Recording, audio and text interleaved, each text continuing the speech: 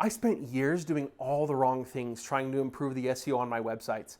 The stuff that everybody's telling you, things like page load speeds, improving that by just 1/10 of a second, uploading my sitemap to Google Search Console, monitoring my backlink profile, and trying to get the keyword density in my articles way up. And what I found is that none of those things really move the needle. I don't know about you, but I hate going to the paint store. Standing there in front of that wall of color trying to pick just the right shade seems almost impossible because the shades are all so similar. I can't see the difference between tantalizing teal and sea swell, and I don't really think anybody else can either. The fact is that that's what that's like for Google when they look at your site and they look at another site that's almost exactly the same. Now, we're not saying that improving your page load speed is a bad thing, but doing that only moves you one shade closer to red. But the fact is, you're still not even close. The number one rule of SEO is this: rankings are won by those who best serve their users. Now, here's what I mean by that. When somebody clicks on your post and spends several minutes there because the content was so helpful and it was exactly what they were looking for, Google sees that and they reward that with a really good ranking because they know that that's the content people are actually looking for. Have you ever noticed that it usually takes months for a new article to rank? If all that mattered was uploading a sitemap and having a quick loading site, well, Google could test that out in 30 minutes and it wouldn't take months for a new article to rank. But here's why it takes so long. Google has to do user testing with your content. Google takes a chance on you when they see that you have certain keywords and that your content seems to cover certain bases. They take a chance on certain searches. And when people actually click on your article and they spend time on it and they don't immediately bounce away, well, Google sees that and they reward that. And that's how you slowly move up the rankings. In fact, here's what a normal growth curve looks like for traffic on any one of our new posts. At first, we see very, very little, virtually no traffic. But over time, over the course of several months, that traffic starts to pick up and then it just skyrockets a little bit and then it plateaus off because at that point we've already ranked number one on Google or we've ranked as high as we're ever going to. And then you have that steady, consistent traffic on that post. But it doesn't happen overnight. And it's because there's not one little test or one little trick that you can do to get Google to rank you right away. There are basically three things that we do to make our, it was at a funny angle. Three things that we do to make our content super awesome. The first one, three things that we do to make our content stand way out from the competition, especially when they're super focused on all the minutiae. Number one is we focus on the presentation of our content. And when we do that, we can eliminate all the green. Surprise people with how helpful you can be in presenting your content. Make it really easy for them to read. Use short blocks of text. Use subheadings throughout. But more importantly, make it really helpful and easy for them to consume and implement this information for themselves. We wrote an article called 50 Niche Site Ideas Ripe for the Taking. Now in our space, niche site ideas is a really competitive keyword. And to be able to rank for that, we needed to write something really good. What most people would do with that topic is create a list of, well, probably not even 50, but 50 ideas, and they might give you a little bit of information about each one. So kitchen accessories, that's a good idea. Camping, that's a good one.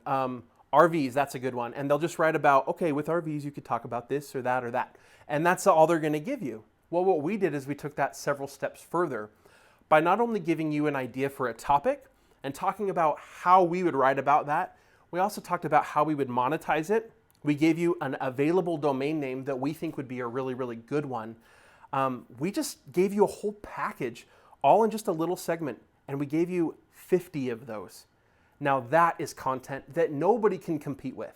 The second tip is to do a lot of research. If you're willing to put in the time to do research, there is no way that the competition can keep up with you and you can eliminate all the grays.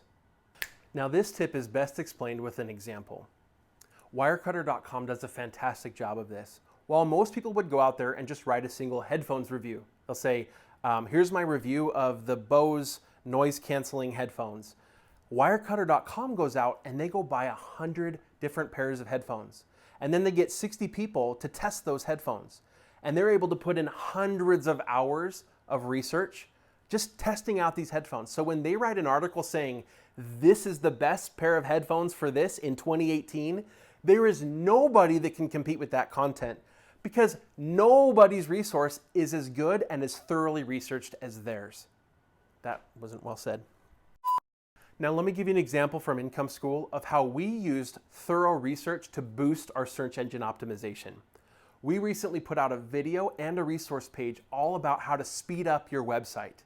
We put hours and hours of research into this. We looked up everything you can find online, but in addition to that, we interviewed experts, creators of plugins. We talked to people that create themes. We talked to companies that host ads for you and got all of their knowledge and information on why site speed matters and which aspects of site speed matter and how to speed up your website quickly and efficiently. And we put together a resource that teaches you how to do all of this in just 30 minutes.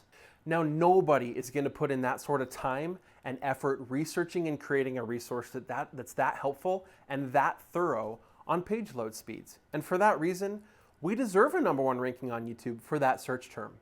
It wasn't about the minutiae. It was all about creating super helpful and super useful information.